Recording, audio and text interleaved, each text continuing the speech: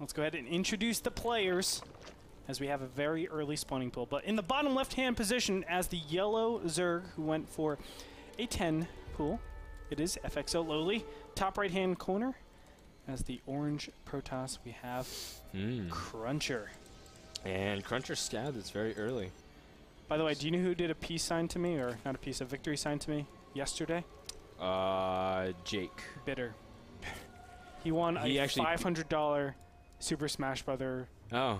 Not only that, against me. today we found out that Ben has a way better arm than Andre because Andre's injured right now. And Ben actually hit the, we were doing a mining out segment, and I won't spoil that for you guys, but as we were doing it, we, the past time we took rocks to try to see if we can hit things accuracy-wise. And Ben hit this porta potty from like halfway down the entire field. And I was so impressed. At least half a mile. And then Ben just looked at me and was like, yeah, I did a little bit of like Division III baseball. And I'm like, what? Okay. Like, what? Yeah, he was pretty good. We did $20 throwing, rock throwing. That's how big of degenerates we are. We were like trainers in the Safari Zone, man, throwing rocks and bait. CrunCher is lining up. No, it's not Parasect. Yeah, it was Parasect. Yeah, Parasect. Scyther. You can only catch Kangaskhan in Safari Zone. I remember that. And Scyther or someone else. I don't know who. Tauros. Was it Tauros? The opposite of Scyther?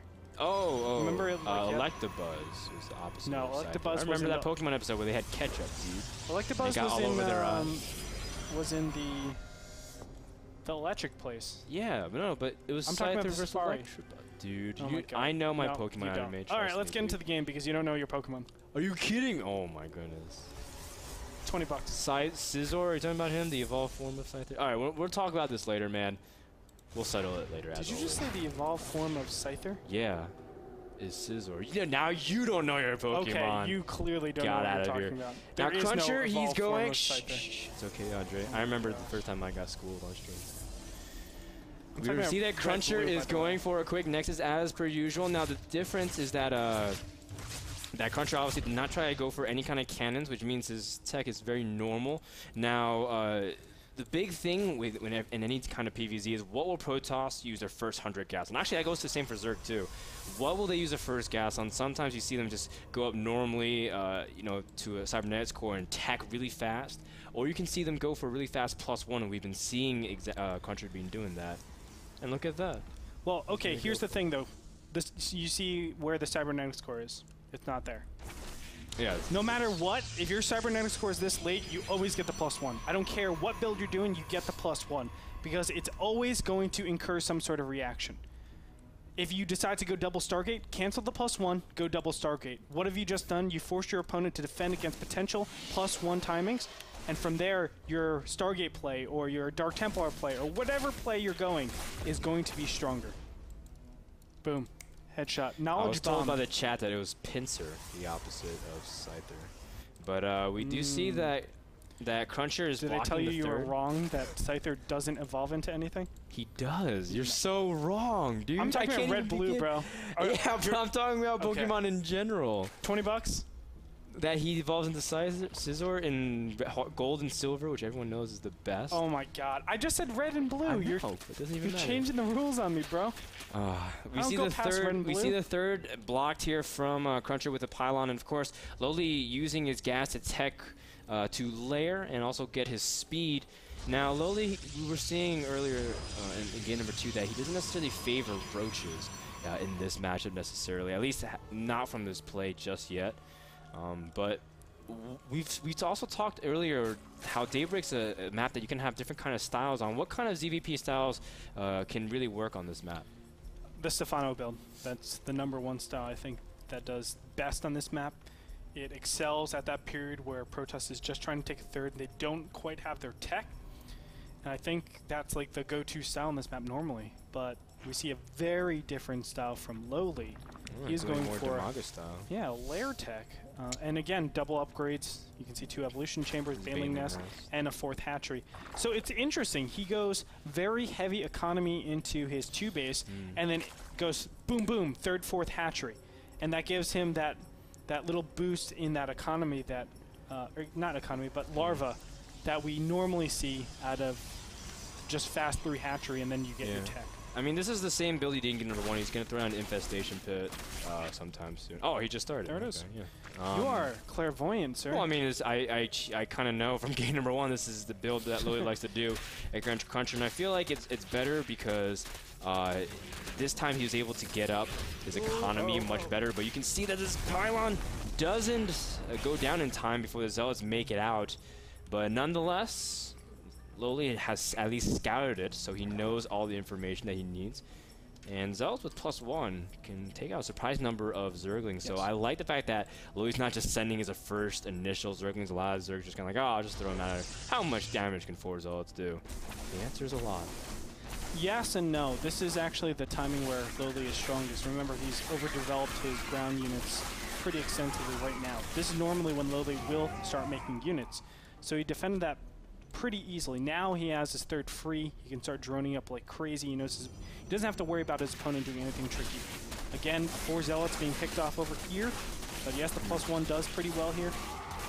Yeah, really well. I mean, like, LoWeLy's committed an incredible amount of Zerglings to do this. Now, this is not necessarily a bad for LoWeLy, it's just that he loses a lot of larva while doing this. You can see more and more Zealots are coming and just whittling down the numbers, and you can see LoWeLy, normally he could be saturating his third, but he's committing a lot of his larva right now to the extra Zerglings and also the Infestors.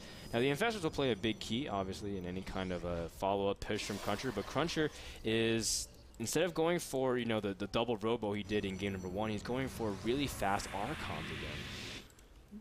LoWeLy is in a really tough position.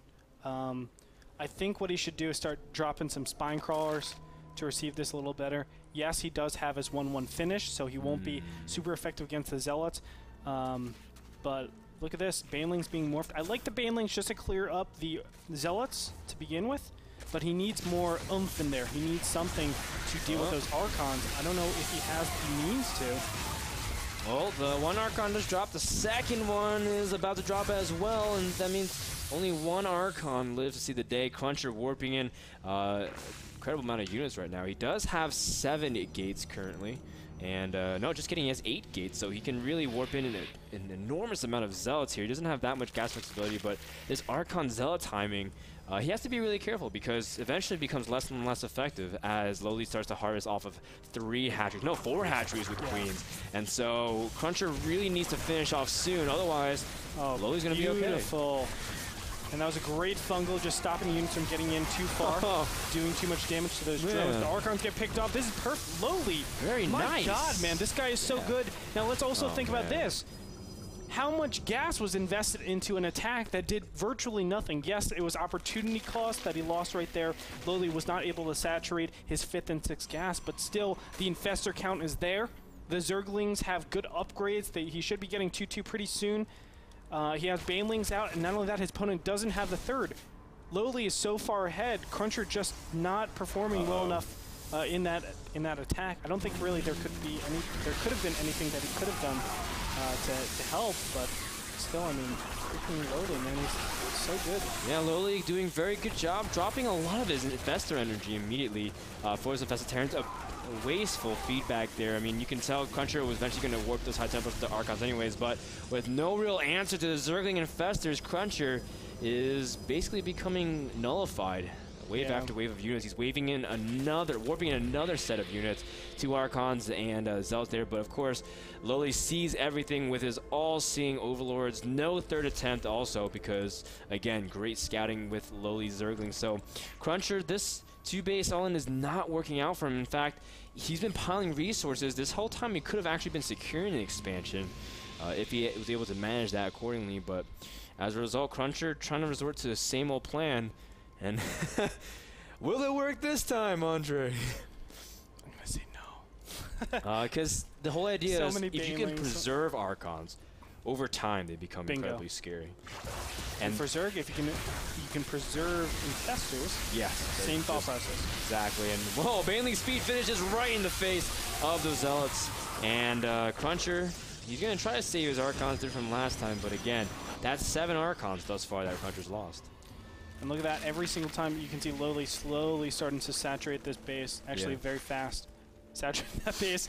He can literally do whatever he wants because CrunCher is so far behind, and LoWeLy knows it. LoWeLy has Zerglings positioned everywhere that is important. He sees whether or not his opponent's getting a third base. Oh, poor. I thought those High Templars were going to get smashed in the face by the Baneling. It won't even really matter. I mean, and it's so weird because on paper, it's like if you just go mass Zerglings and Banelings against Zealot Archon, it's like, oh, well, they should absorb all the damage really if you position everything correctly. But these Infestors, keeping them alive, have been the absolute heroes of Zerg thus far. You can see LoWeLy still going to make a lot of units at this point because now he's been able to sneak drones in. And that's where CrunCher is going to really fail because now his opportunity was to kill the third, reduce the work count at the very least, and start slowly getting production advantage. But now Zerg has that base, while CrunCher's starting to mine out at his main. Very soon, he's not going to be able to sustain his 9 gates that he has on 2 base. Exactly. And this is just a waiting game. And I think LoWeLy knows that. Beautiful. Just trading all the Banelings for the Zealots, and now what can the Archons do? They'll get surrounded immediately. Yeah. Via Zerglings, via infested Terrans. There's just so much that LoWeLy has going for him.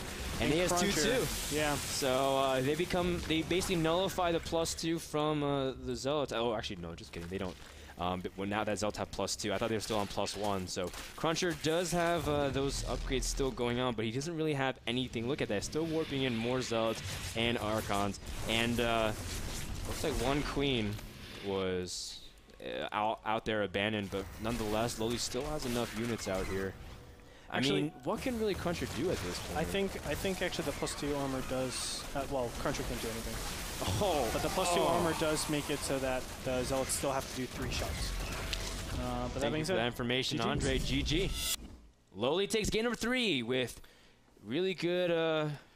Hey, great prediction. Zergling, Baneling, Infestor defense. Great prediction, by the way. It's just so odd for me to say that because that entire sequence of battles was so unusual and unorthodox. We don't see that in ZVP. Andre, do you have any closing thoughts? Yeah, one thing. Yep. LoWeLy trading in the beginning. So a lot of people don't really look at trading as to be too efficient.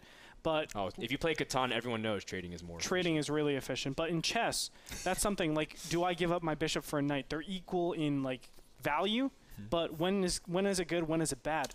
Well, in this position, we had LoWeLy, who was trading Zerglings for Zealots in the very beginning stage. If he didn't do that, the Zealot Archon push would be actually a lot stronger. Because think, the terrain helps you a lot more. You're able to do, like, I guess, use the terrain so that you can, like, wall off. You won't get surrounded so easily, and your Zealots will cover more surface area.